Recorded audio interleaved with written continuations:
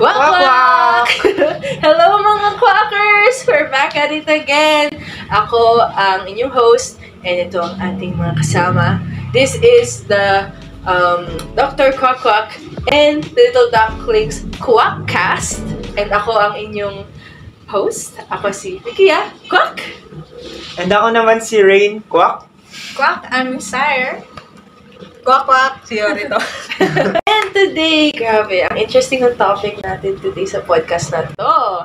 Under the very interesting theme of good health and well-being, no?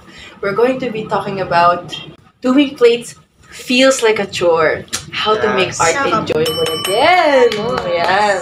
So we're going to talk about burnout, artist burnout. Kasi mga artist tayo lahat dito eh. I'm sure, probably artist ka din. That's why Hindi ako sure kung artist ba ako. Sure ba kayo? Proclaim lang. Ma-artist. Ma-artist. Ma-artist lang pala, no? So, ayun, guys. We're going to talk about artist burnout and how we cope. We're gonna share our experiences and factual information din. Ano ba yung burnout? Paano ba yung na-feel yung burnout? Burnout? Parang pag sa akin, burnout siya kapag sobrang dami na yung plates. Tapos, may iba pang problems. Tapos sabay-sabay na yung stress sa'yo. Gano'n. Parang nakakapagod. Burn na talaga masusunog na yung utak. Physically, mentally, financially. Parang diba? sumasabog yung utak. Totoo yung Financially, kasi ikaw ba naman, fine arts. Kaya nga, lalo fine sa arts kasi. materials, tsaka sa photography. Ay, nagpaparinig eh. Pwede magasta, no? Ay, nako. Totoo. Para sa akin naman, pag sinabi mo burnout, parang yung, alam mo yung kandila. Kasi tayo, parang tayong, siguro yung, sabihin natin yung apoy ng kandila is our energy, our drive. Yung project gumanon. Oh, see? Eh, ang dami ng plates. Shoo, na-burn. Nawala yung ilaw ng Ilaw ng- candle. Yung literal na burn out. Now, ano naman yung ibig sabihin ng coping, Yori? Yung coping, kung paano ka alam mo, ayusin sarili mo. Ayusin yung sarili. Paano ka mag-cope? Paano sisindihan ulit? Yes.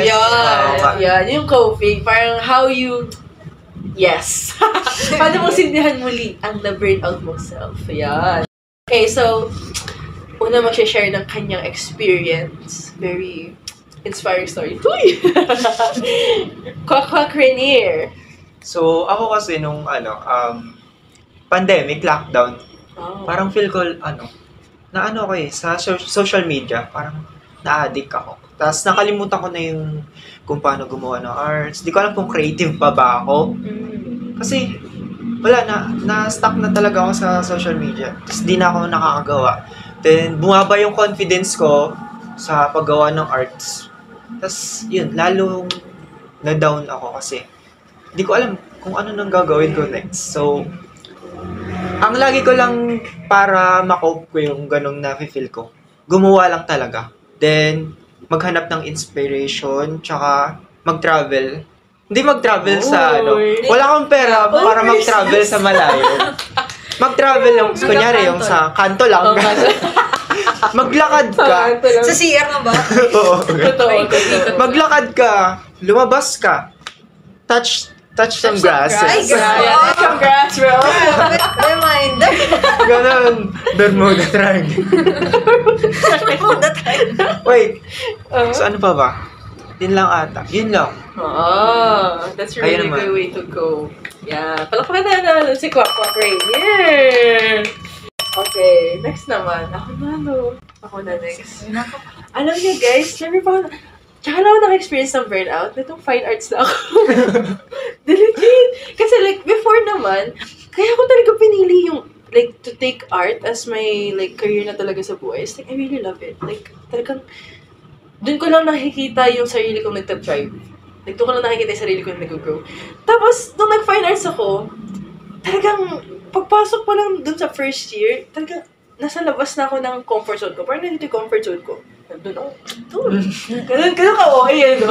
Pero ganun nga. So, ngayon lang talaga ako nakaranas ng burnout kasi parang, siguro, ano ko na din, parang, ayun yung ayoko sa sarili ko din na nature ko. Parang pag ayoko yung ginagawa ko, pag outside siya ng comfort zone ko, mabilis akong mapagod ba, gano'n, nawawalan ako ng gana. To the point na, umabot nga sa point na kine-question ko din yung passion ko bilang isang artist. Itong itong mga nakaraang years natin. Third year na tayo, no? Nakaraang mga years. Lalo na yung second year. Kasi yung second year, gusto ko yung ginagawa ko, pero I felt so burnt out na I questioned if gusto ko ba talaga yung arts. Parang ganun. Grabe. And syempre, ang coping mechanism natin, very crazy. Magasta ako mag-cope. Unang-una sa lahat, retail therapy. Don't do that, guys.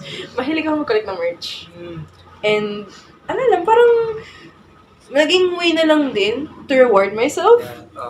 It's like, that's how I cope. It's like, I reward myself or something. It's like, okay, I worked hard. Deserve mo naman. Yeah, deserve ko naman, no? Di ba? Parang ganun.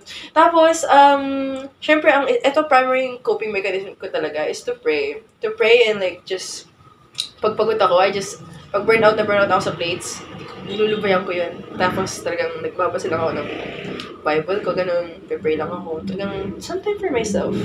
Talagang to just stop and like, just reward everything. Ganun, remind myself na, okay lang yan. This is a phase. Parang ganun. Like, this is a phase. Everything will get better. The Lord is with me. O, di ba?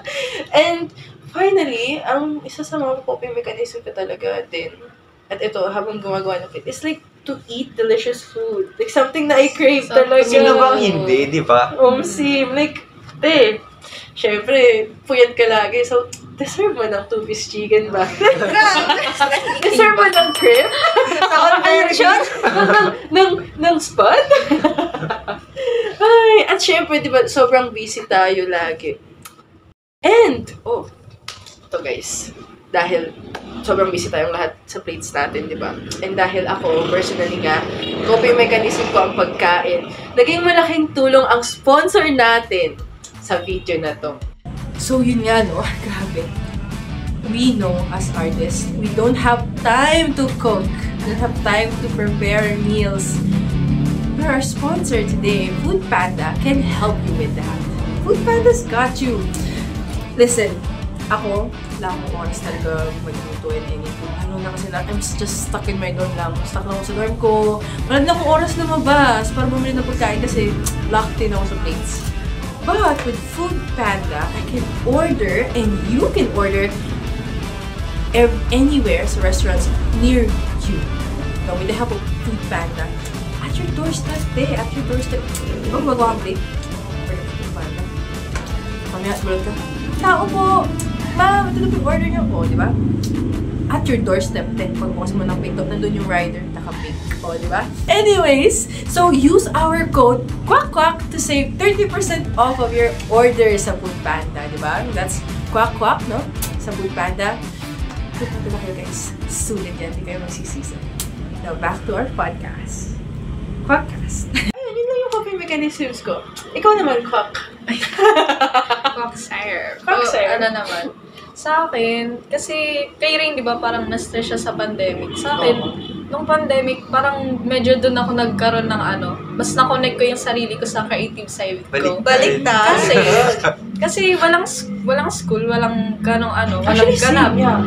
Kaya, natutukan ko yung creative side ko. Puro drawing ako, puro painting. Tapos, pinopost ko siya sa social media. Tapos, doon ko rin siya naging nag-start yung parang sideline ko siya, ng pandemic. Naggagawa ko ng online ng digital arts. Tapos, nagko-commission ako sa mga sino-sino online sa IG, ganyan. Sana all. Tapos, ayun, doon ko siya naging naging parang coping mechanism ko through pandemic kasi, siya, parang nung pandemic, medyo na-down ako kasi wala akong nakakausap, syempre. Hindi ko nakakita yung friends ko, ayun. Naging coping mechanism ko yung pagdodrawing, saka painting. Tapos, syempre, pagkain, saka paglalaro. Ayun. Yung mismo art yung naging coping mechanism niya sa nakaka-burn out ng world. Very interesting. Next one. Yan tayo. Kasi patay tayo dyan. Sa akin, negative. Ayun. Yung pandemic, start ng pandemic kasi 2019, mag-isa na ako. Nasa overseas mama ko. Basin mag-isa lang ako sa bahay. nahirapan ako nung pumasok yung college kasi compare sa parang high school kasi nung senior high din mag-isa na lang nila ako sa bahay. Ang hirap kasi yung stress ng family problems tas yung financial tas yung plates pa. Sabay-sabay siya lagi tas pag may problema sa bahay, sasabay siya sa financial din. So bali yun, aminado ko, may nangyari nung last year second sem. Around January, yung sunod-sunod ako absent. Hindi talaga ako may sakit nun. Parang na-addict ako. Ayoko sabihin ko ano yung substance, pero aminado ako na-addict ako. Wag niyo gagawin. Na-addict ako sa isang tas hanggang ngayon parang hanggang ngayon addict pa rin ako dun, pero tinatry ko mawala kasi unhealthy yun nakakaano siya. Unti na mamamatay na, grabe. Uy, wag naman. Ayun, tas yun yung unang coping mechanism ko, parang yun sa addiction na yun. Kasi kaya din yung puro yung play ko sa mga prof. Pag napansin niyo yung underlying topic, more on addiction talaga. Kasi nahirapan ako tanggalin siya ngayon. Tapos siguro yung isang coping mechanism ko, hilig gumala. Yan. Gulat ka, nandito ako sa Bulacan. Next time, nasa Caloocan. Ano siya napuntang BGC? Yeah, yung ganun ako minsan Pero yun lang.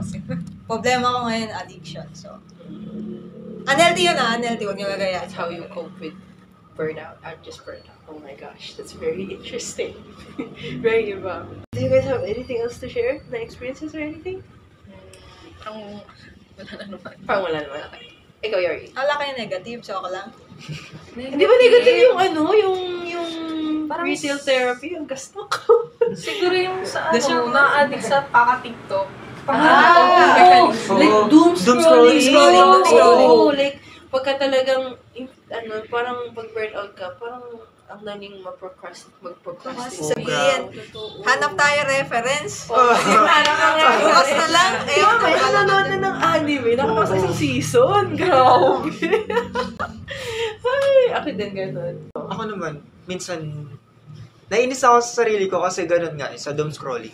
Alam ko na malapit na yung deadline, pero hinahayaan ko pa rin yung sarili ko na mag-phone, ihiga. Oh, same. Ayoko nang ganun. Naka-cellphone sa higaan. Oo. Pag-gising mo, 8 a.m. na. Kaya, kanina lang Late nasa ka pa. Pinterest ako bakit iba na to? Parang, nasa Twitter na ako, guys. Updated na sa latest na pangyayari sa mundo. Grabe. Hindi, ganun man ako. Like, oo nga, search ako reference. Kulat ako nasa YouTube na ako. Wait, ba't ako nanonood ng kung anong vlog man dito? Parang ganun, no? Oo, meron mo na. Kasi parang pag burnout ka, parang gusto mo na lang gawin yung gusto mong gawin. Ayaw mo gawin yung kailangan. Na yun yung nakakapagpa-burnout sa'yo. Ganun. At least ako ganun. Kasi kailangan siyang gawin. Tapos nakaka-burnout. Pero minsan naman, may mga coping mechanism ako. Pero, hindi ko alam kung coping mechanism siya kasi bago ako mag-start, sabi ko, gusto ko malinis. Maglinis ako. Grabe. Maglinis ako ng bahay, ng buong bahay. Hanggang, hindi ko na nagawa yung ginagawa ko kasi nalinis ko na yung buong bahay. Pagod ka na. Nakinis ka. Nag-general cleaning pala ito bago gumawa ng plate. Grabe, iwasan mo kasi. Pero, natapos ko yung buong bahay, pero hindi ko nagawa yung Oo, yung plate. plate. Iba yung Mas ginawa. masarap yung paglilinis Parang, ayun nga, mas ginawa mo yung gustong gawin kasi sa kailangan Kasi sa mong kailangan, gawin. oo. Kasi yung kailangan mo yung nakapagpa-stress sa'yo. Oo. Di ba? Oh my gosh. Ngayon, mag-share naman ako guys ng nakita ko lang to, from Sketch Design Repeat. Parang siya, may article sila dito about artist burnout and about artist mental health. Very important din, syempre. May mental health pala tayo. Noong panahon Bakasyon kasi, nga, wala pang noong panahon ng mga magulang natin, hindi talaga uso yung mga mental health natin. Parang hindi kasi sila Parang isipan binibigyan ka. ng halaga. O isipin ka na, baliw ka na agad. Sinasabihan ka ng masamang spirito, kasi depressed ka. May ganun ka daw so. Okay. Ito, share ko lang mga examples nila. First one is plan for creative slumps. So parang, if meron ka nang nararamdaman mo daw na may burnout ka na, re-evaluate mo na daw yung to-do list mo. Pag nararamdaman mo nang napapagod ka, give yourself some mercy daw. Give yourself some space to breathe. Kasi di ba guys, lagi ko itong naririnig, at least like sa mga, mas matatanda sa akin. Pag daw nakakaramdam na ng pagod, give yourself a break. Like, wag mo daw pagtuloy-tuloyin. Kasi like, pag tinuloy-tuloy mo yun, Mamamatay ka. hindi ka makagawa ng maayos. Mamamatay ka. Hindi rin siya productive Oo. kasi papangit din yung gawa. Yeah, kasi you're making yourself suffer more. Like, hindi ka na okay mentally, tsaka you're exhausted, di ba? Tapos, tutuloy ka pa rin. Oh, yun. Oh, next. Ay! Take a break. Parang ako, puro take a break na lang ginawa ko. Take a break. Wala nang gawa. Oh, so take a break, guys.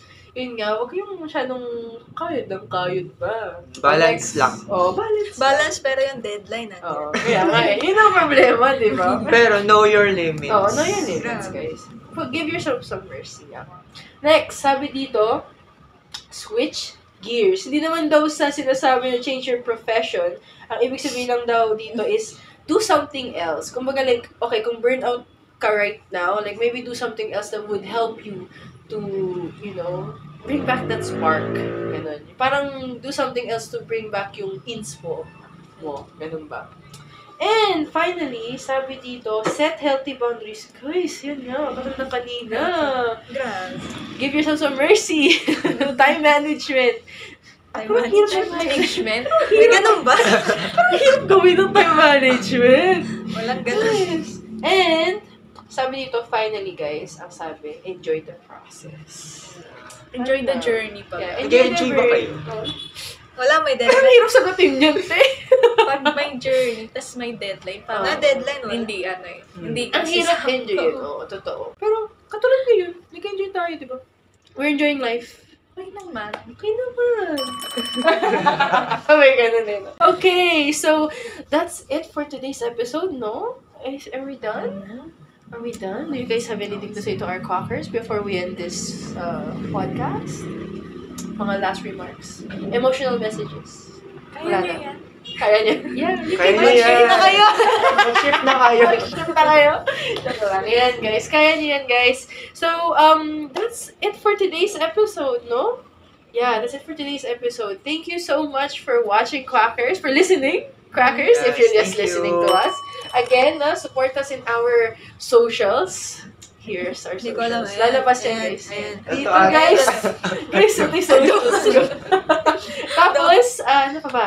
Yeah, support us on Apple Podcasts, Spotify, YouTube, Instagram, Facebook, Twitter. lahat yun na. Subscribe naman. Subscribe, like, share. Tell your fellow artists about this podcast. Kasi malay nyo, burn out na pala yung artist Yes. friend nyo. Tapos, wala pa kayong pakialam sa artist friend nyo. Magkaroon kayo ng pakialam. Then abangan niyo yung next episode namin.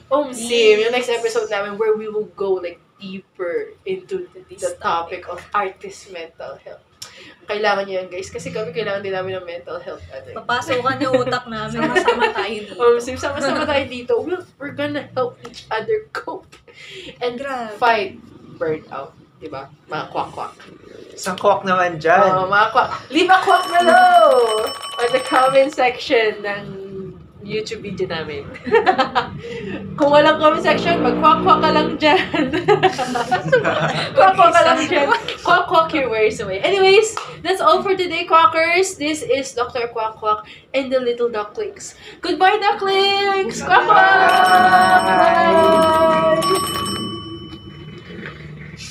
Bye!